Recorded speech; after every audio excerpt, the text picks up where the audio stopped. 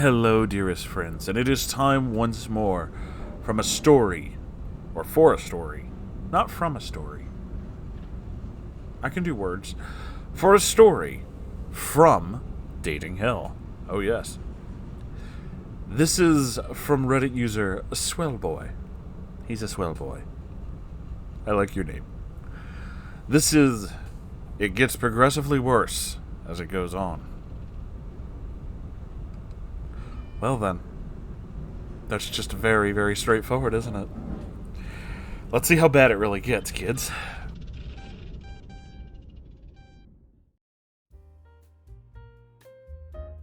This happened a few years ago, pre-pandemic, but I always use a condensed version of this when asked about my worst date ever. We met on a dating app, recognized each other from high school, same grade, but didn't actually know each other. No classes together either, I think. He didn't play the game, like no chatting on the app for a couple days and then discussing doing something. Immediately, like, what day are you free to do something? He wanted to see a movie, which I thought was an odd first date choice for 30-year-olds. He wanted to see 1917. Even weirder first date suggestion. I said, let's compromise and see the new Star Wars. He agrees. Day of, he asked if he should pick me up or if we're meeting there.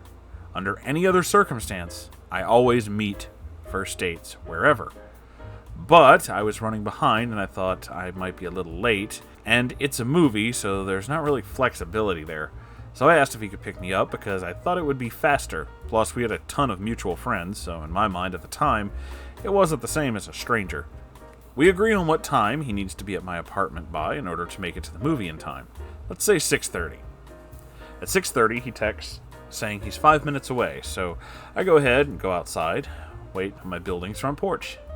6:45, and texts and says, okay, he's really 5 minutes away now. At 7, he texts and says, okay, he means it, 5 minutes away. At 7:10, I am literally turning around to walk back inside, and I'm opening my phone and getting ready to text him, never mind, I'm putting my PJs on, but he calls and says, okay, he's actually seriously 5 minutes away. I tell him I don't believe him because he's been saying that for 15 minutes. Looking back, I actually can't believe that I agreed to wait 5 more minutes. Holy shit, dude. He arrives at 7:15. 45 minutes late. Oh boy. Clearly, the movie has long since started, so we decide to go to a bar instead. I had just gotten into his car, barely even spoken to him yet, and he asked, do you know John Smith? Fake name, obviously. But I had to stop and think about it because it sounded very familiar and I couldn't place it immediately. And I said, I think that's my brother's girlfriend's mom's new husband? And he goes, yep, and then fastens his seatbelt and starts driving. Sorry? So I add, you knew that? You know John Smith? And he says, yeah, he's my brother's wife's dad. Never explained to me how he knew of this long, weird connection. Yeah, that's really fucking weird. What? I make a joke about how late he was, and he says that he miscalculated how long it was from the neighborhood our high school is in. I was surprised he was still living there, and asked if his work was closer there than the city or something. No, he still lives with his parents. Emphasis on still, because it turns out he never left. Ever. Lived there through college and everything. 30 years old and has never lived not with his parents. I wrote that off because, whatever, not everyone is fortunate enough to afford housing during college, let alone college at all, and a lot of people stay with their parents even after in order to save. But what I couldn't write off was once we got to the bar, he starts badgering me about why I chose to live in the city. What am I spending on rent? Why would I choose to spend that? If I'm going to just throw my money away, quote unquote, why wouldn't I live closer to the suburbs where it's cheaper? And starts lecturing me about how stupid I am to rent. I said that there's a ton of reasons I live where I do, and he demanded I list them. Everything fun is in the city, and I'm within walking distance. What, you can't Uber? I'm close to work. I had previously told him I was laid off the week before and currently job hunting. You mean you were close to work? What's your excuse now? So after that, I snapped back and said, how about we consider my rent and I don't live with my parents' fee? Well played. Plus, my first job was not in my hometown. I didn't have the option, and moving back in with my parents after getting a job here feels like going backwards.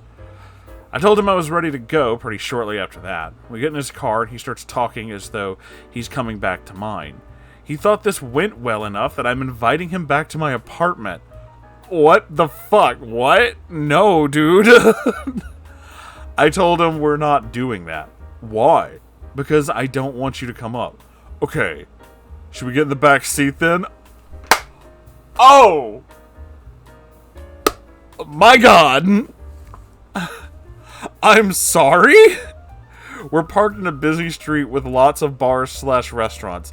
It is 8:30 on a Friday night. Lots of people are walking by. Then he says, "Come on, at least let me eat it." Oh my God. Oh my fucking God. I'm fucking imploding from the amount of cringe coming off this man. I want to puke. Yeah, that makes two of us. I demand he takes me home. He won't. He just continues to try and convince me to get in the back seat. He pivots to the argument that if I won't let him up to my apartment, then what else are we supposed to do? Yo creepy ass can go home. That's what you can do, you fucking weirdo. It's literally not even occurring to him that I do not want to hook up with him. No matter how many times I ask he take me home, he just keeps trying to argue that I should get in the back seat. Finally, I have the idea that if I make him feel like shit, he'll give up. So I start asking if hooking up in the back seat is what he always has to resort to after dates since he lives with his parents.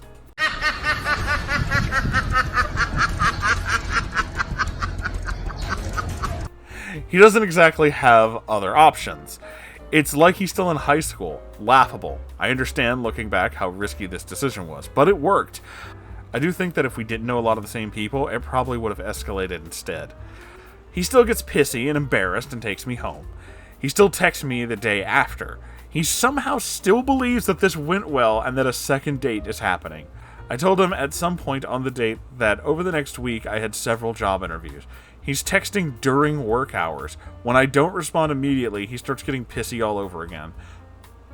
I respond saying that I've been in interviews, and he acts like too little too late, like I'm being punished by him not wanting to talk to me anymore.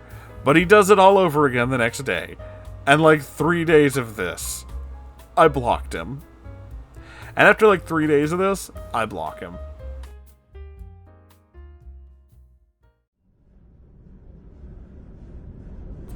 Swell boy, I have some bad news. That was a date with a straight up fucking neckbeard. That is absolutely neckbeard territory. Lives with his parents, but not for any other reason aside from just really didn't bother to grow up. Is convinced that he's just the hottest shit and that any girl who goes out with him should totally just sleep with him. And will berate you for not wanting to do what he wants, but at the same time be like, I'm sorry, it's just whatever. It's that nice guy neckbeard mentality that all kind of fits together in there. That is 100% what that is. That is absolutely what that is. This isn't someone who, even as our wonderful OP pointed out, this isn't someone who lives at home because they don't have another choice, or lives at home because, financial things didn't pan out, or lives at home simply because, family reasons. No, this is none of that. This is just one lazy fucking weirdo who just, expects mom and dad to pay the bills forever while he tools around trying to get people to hook up with him in the backseat of his car. I don't know what kind of car this guy drives. I just imagine it being one of those fucking neckbeard mobiles. There's like trash just in the back seat generally. Like they could throw things away, but fuck it, right? There's also a back seat. You can just throw trash in the back seat. I imagine he does this quite a lot. And still, without cleaning out the back seat, is trying to get people to get into his back seat so he can eat it. The fuck this dude. I can't even with this man's. Holy shit. So, if you enjoyed this, please make sure you like, comment, subscribe, all that good YouTube happy shit. Also, I have a Ko-Fi and a merch store, and I'd greatly appreciate you checking those out. YouTube sucks, and it's hard to keep this channel going, which is why we have both of those things. Also, every weekend, I stream, and usually I'm not alone, so you can come hang out on my streams and see all the very strange things we find on the internet and play weird fucking video games. This is my life. Welcome to it. And if you have your own strange story that you'd like me to read in a video, send it to r/Moonhorse Stories. I'll check it out, and maybe it'll get made into a video. That is a thing that happens sometimes. Either way, I love you all so very much, and I'll see you in the next video. Goodbye, everybody.